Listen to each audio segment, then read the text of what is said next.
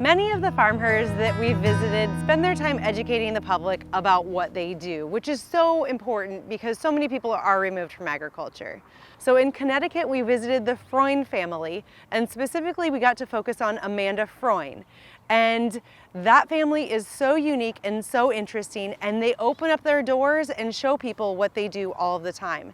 They have a methane digester, so they separate all of the manure on the farm, and they take all of the solids and they create something called cow pods, which is a product that they have to grow garden flowers or vegetables in places like my own backyard, right?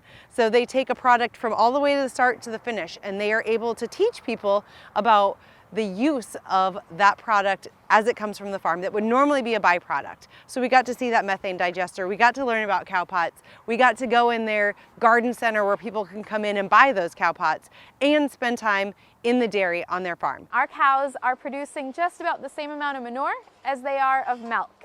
And so we're dealing with 80 to 100 pounds of manure from every cow on this farm 365 days a year. We're actually adding value to a byproduct that our cows are making, and we're doing something that's actually within our environmental goals, as well as providing some economic value to this farm and allowing me to have a full-time position on this farm.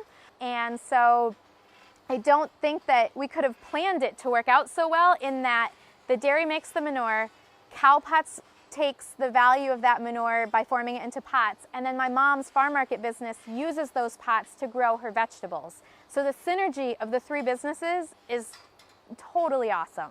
They're so great about sharing that with others. So one more place that really jumped out at me was Walter B. Saul High School in Philadelphia. Now, normally when you would be in a town like Philadelphia, you wouldn't think about agriculture, you wouldn't think about farming.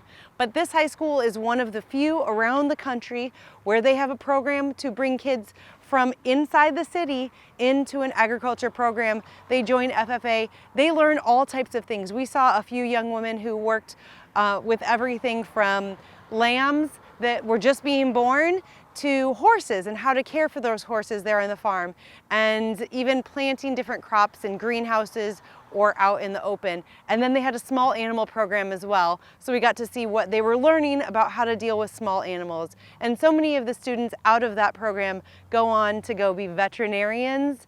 It's such a unique program, and the teacher there that we focused on, Miss T, was a really, really important piece of spreading that love of agriculture to her students that, you know, weren't from a farming background, but they were able to take that out into the world and carry that further.